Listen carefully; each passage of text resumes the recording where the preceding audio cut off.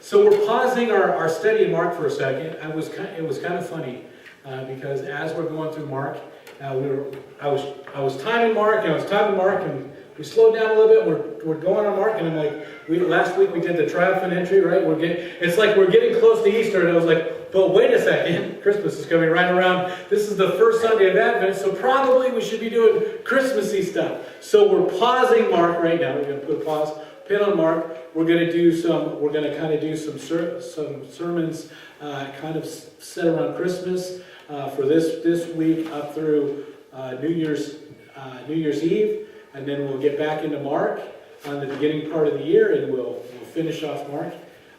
But it's kind of funny because Mark is all leading up for the reason of the season. It was kind of what we were doing. We kind of said, well, this is why Jesus was coming. This is why Jesus was coming. And now we're going, well, let's talk about his birth. We'll just take a pause for a second. We'll talk about his birth. And actually, we sang the Prepare You the Way song and all that. I like that. That's what we're doing. We're actually even stepping it back to before he was born. And we're going to be talking in Luke chapter 1 is where we're going to be at. And I kind of want to look at this kind of responding to God, because we're going to see some pictures of people responding to God when God does things. And here's the thing. God is always doing things. God is always involved in lives. And some of it, as far as whether or not we grow when God is doing these things in our lives, often comes from how we respond in those situations. And we're going to see some pictures. We're going to see some pictures as we're going through Luke. We're going to see some people, some very popular people. And I think it's all neat stuff that we're going to talk to. But without further ado, let's go ahead and open up your Bibles to Luke chapter 1. And who we're going to start talking about right here is we're going to start talking about Theophilus right now. You're like, who's Theophilus? I don't know. It's he wrote this too. I love it. The word means God lover. So I wonder if it was like somebody's nom de plume. No. Nom de plume. Nom de plure. Nom de plume. Somebody's name. Somebody's alias. Somebody's nickname.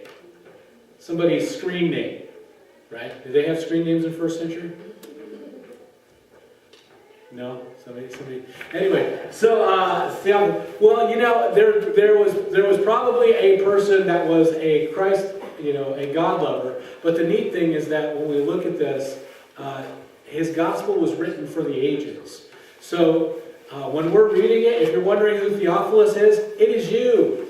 You lover of God, you. When you're opening up the gospel, that's what it is. The message is for you. Or in this case, for us as we gather together. Hey, guys, it's great that we get to gather together, and I think it's always been an important thing about Christian life is that it's done in community. Oftentimes people say faith comes from hearing, right? Well, in order to hear, somebody has to read, right? So you got somebody reading, somebody hearing, right? So even in that picture, you've got more than one person.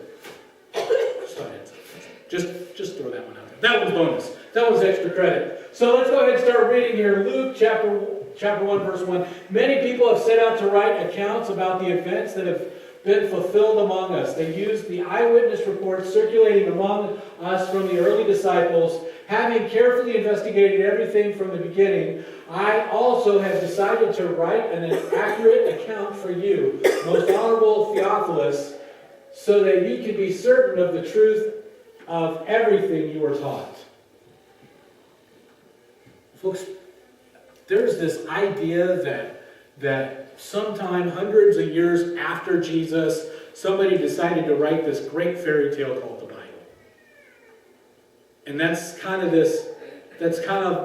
was the worldview for a little while. There was a point where academia, people that have letters behind their names, these scholars thought, well, probably mostly people were illiterate, so nobody really wrote anything down, and that somebody just later on said, I think maybe there was this guy named Jesus, maybe he was a good teacher, let's write some stories about him and say some neat things about him, steal some stuff that we heard about other people, put it in a big book, just so that we can create this own religion and bring people to follow us as power thing. You get these weird theories. It was popular in the mid-last century, that kind of academic thought. And it's just silly. First of all, it's just silly. one of the neat things, even at this point, when Luke is writing this, he's saying that there are many people that are writing information. There was a lot of stuff written about Jesus. And when we talk about things like apologetics, anybody know what apologetics is? Apologetics? Apologetics? I've heard the word, I've heard the English, I don't understand it. Okay, so apologetics is the ability to rationally defend or to make an argument for why you believe what you believe. To be able to say, hey, listen, what we believe isn't silly. There's evidence for it. There's a reason for it. You know, it's not absolute blind faith. But for some reason, when people talked about it, they talk about faith like it has to be this blind faith, which means there's no way of seeing or proving or testing or anything like that. That's not true. There are times that we faith things and then things happen, and then those things that happen that we faith, that becomes evidence, right? I mean, so to turn around and say, well, if I honestly believe that faith had to be totally blind and there was no way to get evidence, then there's no way for prophecy to happen, because for prophecy to happen, something has to have been faith and then happened, and then you go, well then because it happened, it couldn't, there must not be a God, right? I prayed for it, I got an answered prayer, so answered prayer must be proof that there's no God, because otherwise, it's just a silliness. I saw, what was it? There was a line, I know, from Elf. I don't know, that's silly. He's like, the Christmas spirit, Santa exists because people believe in Santa, but if they saw Santa Claus, then they wouldn't believe in him, and he wouldn't. That's ridiculous. This is this weird kind of stuff that we got. Listen, God interacts in our lives all the time, and there's a million little proofs that we experience. Apologetics is to be able to go, hey, listen, I'm reasonable. I'm not crazy.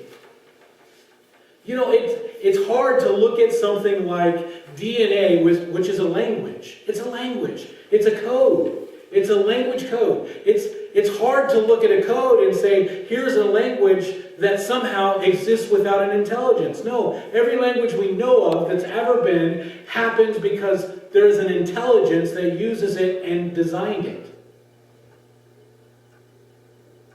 So for us as believers to look at DNA, we should say DNA is a language that somehow people have been created by something. More than people, everything. Created by something that has a language, that has an intelligence. That becomes an evidence for us. Actually, it's a better evidence for us than for somebody to say, well, in every other place that we know that there's a language, there's an intelligence that authors that language, with the exception of DNA, which somehow miraculously comes to be this complex computer code, which is more complex than any computer code we've ever generated, but somehow it magically happened, because who's using this faith without truth in those arguments? We can look and say, well, every other language, there's an author. This is a language, so probably it has an author. They're going, every other language has an author. This one can't have an author, so it doesn't have an author. Well, who has an argument that doesn't have a leg to stand on? Us or them? Well, when he's talking to Theophilus, he's addressing the same thing. He's going, listen, a lot of people are writing these things out there. I've investigated. I've CSI'd it.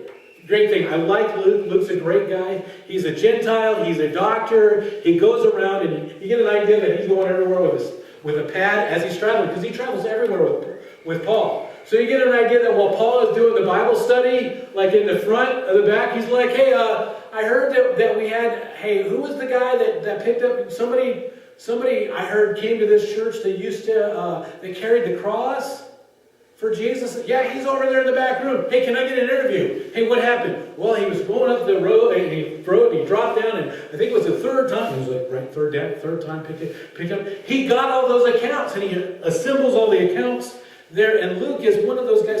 And more than that, the cooler thing I love about Luke is the fact that we know that Luke stays with Paul when faith starts to cost, and everybody leaves. Luke doesn't. Love that about Luke. Great author, great guy. Anyway, he's also a historian, I dig that. But here's the deal, he's looking at it, he says the gospel, the good news, is something that we don't just have to, there's truth to it. And you know what, what's even better about the whole thing is that it is absolutely true. Listen, if I was going to start out and make some sort of scheme to mislead people, I wouldn't write it the way the Bible's written. They use all the wrong examples, and they use all the wrong people if you're going to try to mislead the people. If you're going to make some sort of self-help doctrine that's going to bring people to follow you and give, this isn't how you do it. One of the things the Bible has this nasty habit of, and we were talking of it in the first service, which, by the way, it's an interesting one. It's great. We get to go in the first service. It's more interactive, and there's questions and stuff. And we kind of hit on it in the first service of how often that we see our heroes in the Bible are more like normal people than they're like something other than. You know, I love superhero movies. I'm a big fan of superhero movies. But in superhero movies, you have like the guys with the capes, right? And they're doing these amazing things. And maybe there's some inner toil, and maybe there's some whatever. But they're doing these amazing things. And you got the guys with the cape, and then you got all the people that are running around the buildings going, ah, right? Isn't that kind of how a superhero movie works? And you get the idea that the guys with the capes, they're the important people, and they have it all figured out, and maybe there's struggles and inner struggles, but it's their level struggles. There's this separation between where they're at and where you're at, right? So you would think that what you would do if you made it a book is that you would talk about like a superhero, kind of like the Greeks would talk about Hercules, right? And all this. And they throw all this, but stuff we see in our heroes are much more flawed like we are.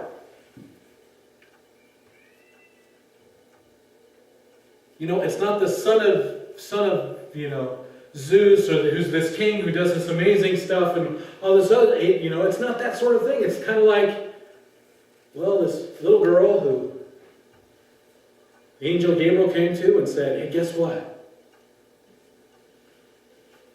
You're going to be the mother of God. Isn't that amazing? Well, we'll start out here. And the other thing is that a lot of times the people that should get it in the Bible are the ones that aren't getting it. And we saw that as we were going through Mark, right?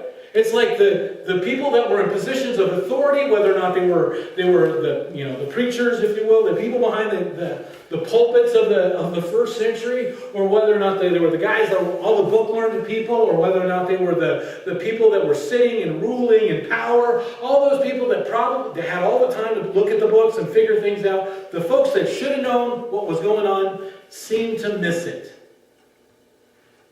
And it's the people like the blind guy on the side of the road, Jesus, son of David, have mercy on me, that are getting it, that see it. And I think that's not how I would tell a story. I would say, because, okay, look at an advertisement on television, right?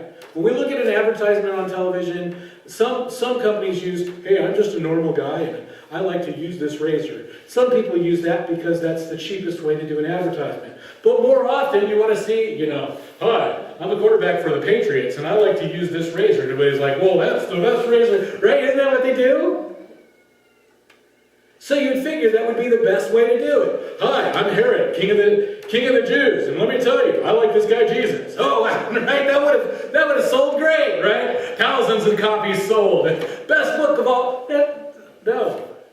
All right, so let's just start out here. So now the story, speaking of Herod, when Herod was king of Judea, there was a Jewish priest named Zechariah. He was a member of the priestly order of Abijah, and his wife Elizabeth was also from the priestly line of Aaron. Zechariah and Elizabeth were righteous in God's eyes, careful to obey all of the Lord's commandments and regulations. They had no children because Elizabeth was unable to conceive, and they both were very old. Now, for those of us that have been around the Bible a little bit, we start seeing a whole lot of parallels, right? I mean, just in that one account, right? They're old, they haven't had any kids, they're good folks, they haven't had any kids. and I made my little list. I was like, let me think. How many people in the old, maybe I should do this. What do you think? How many people, when you're thinking, when I gave that description, how many children come from that kind of thing in the Old Testament? A few. A few? 6, 7, 8, 10. I'm trying to, my brain's like to add Just up. name some. Just throw some names out. Just throw some names out. Abraham and Sarah, they have Isaac. I can't remember Samson's parents, but Hannah. Yep, Hannah. Yep. You got Samuel, right? You've got Samson, who's Don't remember his parents' names though. yeah. Sorry. But there's a lot. So I sat down and I was like, you know what? There's a lot of like children with special beginnings. Kind of this idea that God, in their introduction, he kind of underlines in bold faces and says, listen, this child that I'm entrusting you has a mission that I'm giving it. I'm giving him or her. This is a special child. And I think it's important for us to recognize that while he's making a bold face that children are something that are entrusted to these parents, all children are entrusted to their parents. That's the reality. Children are entrusted to their parents. That's how it is. I don't own my kids. I'm managing them, if you will, for God who owns them. He has a call on their life. I don't have a call on their life. Which is interesting. Now, the reason a lot of these people take great faith, and I included, when I was thinking about this list, you can almost even include like Moses, right? Because Moses' mom had to trust God. He's like, I don't know what's going to happen. Put him in a basket and put it in the water because she's hoping it's going to. And then she sends her daughter, follow it and see what happens so that we know. And she's faithing God's going to do something. One of the other things that happens is a lot of these parents, they don't get to keep their kid. You're going to see Elizabeth, you're going to see both Elizabeth and Mary who are in this chapter. Elizabeth's son is going to be John the Baptist. He gets beheaded. They don't get grandbabies out of John the Baptist. Jesus, Mary doesn't get a lot of grandbabies. A lot of things that folks would like to get out of their children, they don't get out of their children because their child ends up living their life for God. Oftentimes to the point of even death or martyrdom. It's not something that parents are super excited about. So you see oftentimes the faith of the child, the parent is lived out in that. Now I do think that it's a reminder that maybe we as parents sometimes we get it wrong anyway. That we turn around. Another person that I almost wanted to compare to, and I will just for a second, Eve, right?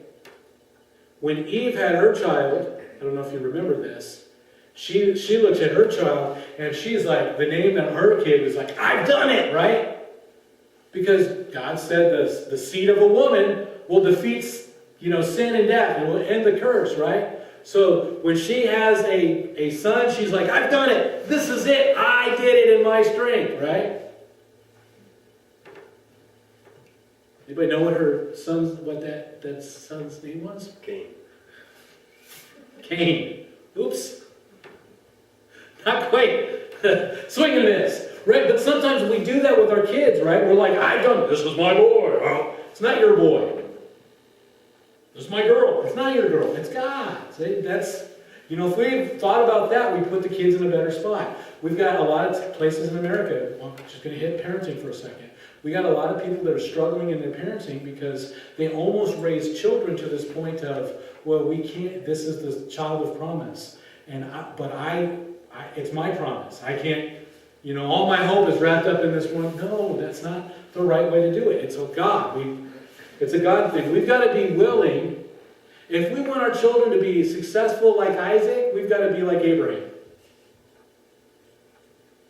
When God says, hey, will you sacrifice? Yes. He's yours, not mine. So that was it. Anyway, so that we see clarity in God's blessing. So we start out with this. So Zachariah said, let's talk about it. So they don't have a kid yet. So that's the setup. One day, Zachariah was serving God in the temple, for his order was on duty that week, as was chosen As was the custom of the priest, he was chosen by lot to enter the sanctuary of the Lord and burn incense. While the incense was being burned, a great crowd stood outside praying. While Zechariah was in the sanctuary, an angel of the Lord appeared to him, standing on the right of the incense altar. Zechariah was shaken and overwhelmed with fear when he saw him. Now, I'm sure a lot of you have heard this story before, right? We've heard this story. We often hear a lot of things about how one of the things that they would do for the priest is he would have bells on so that the people outside could hear that the bells were moving. So if the bells stopped moving, they figured, oh, the guy must have dropped dead. Because it was that serious. To go in, if you were unclean and you went in there, then God would zap you. So they also had a rope so that if you dropped dead, then they could drag by. We hear all those stories. That's how it was all set up. Because they were expecting. But the first thing I want to say is, when we look at this, it's really... Well, it's kind of an ordinary day. Something happens a little bit extraordinary, right? So he goes in to do his job. Yes, here I am in the Holy of Holies. I'm being respectful. I'm doing the right thing. I washed my hands right. I prayed the right thing. I'm coming in. I'm going to burn incense. Holy cow, there's somebody else inside. You don't want to say holy cow. That seems bad. It's bad. That's a Moses and Aaron joke, right? No. Anyway, so you go in, you're like, oh, there's an angel in here. Somebody's dropping dead, right? That's what's going to happen. He ought not be here, or he's an angel, and I'm going to drop dead. So that's a big, scary moment. So this is a moment where something out of the ordinary happens. He thought he had an expectation of how day was going to go, and it didn't happen that way, right? It was a big change. Big change.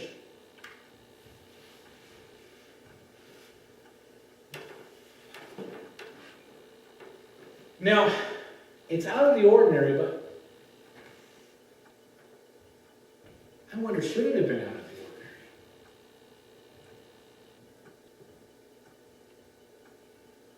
You've never seen it happen before. He had never seen it happen before, but should it have been out of the ordinary? I don't know, I'm just kind of throwing it out there. For them, they saw the temple as a very special place where people met God. And the reason they tied the rope on, the reason they had the bells on, is because they were supposed to be expecting something supernatural to happen.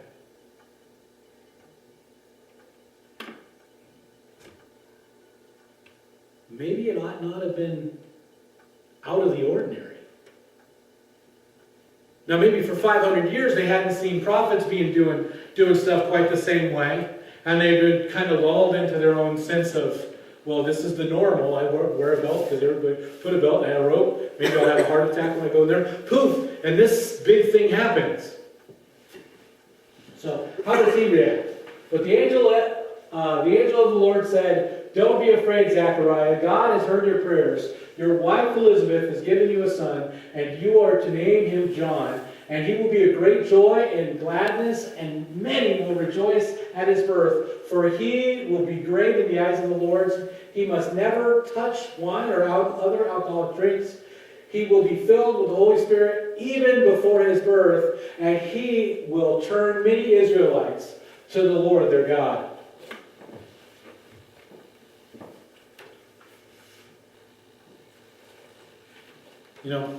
We have so many times that we have prayers, we have things that we ask God. God, will you do this? My question for you is, what if he answers your prayer?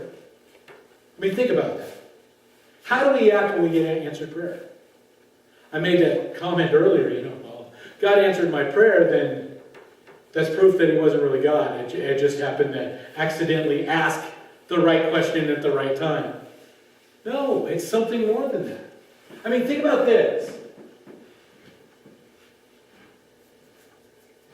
Gabriel tells him, God has answered your prayer.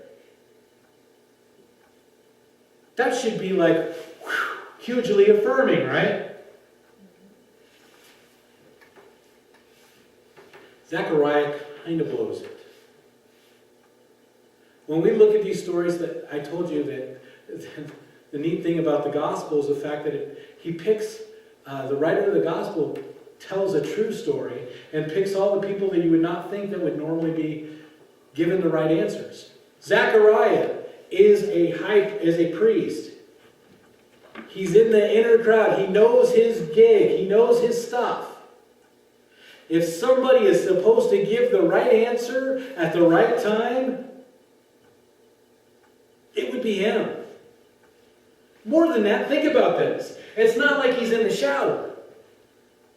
It's not like he's outside of a place where God might interact with him, right? It's not like God met him on the road or at Starbucks or something like that. It's right here in front of the Holies of Holies, and he's getting this confrontation. It's like, okay, you prayed up before you came in, right? I prayed up before I came in. You're all ready. You're ready. Rope on, ready, bells on. Okay, here I go.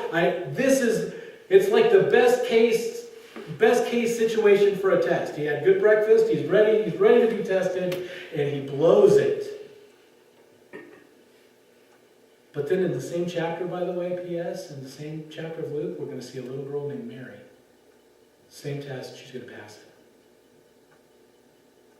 We're going to see a woman who's carried the shame of not having a kid come home with the shame of having a husband that's cursed and not able to talk. And when she's confronted by the news, you know what she says? What a blessing. Isn't it interesting? These women who at this time would not have had a high position, these wouldn't have been the people that you would put on your razor commercials to sell razors or what. This isn't the person that you would put. But these are the people that are faithful.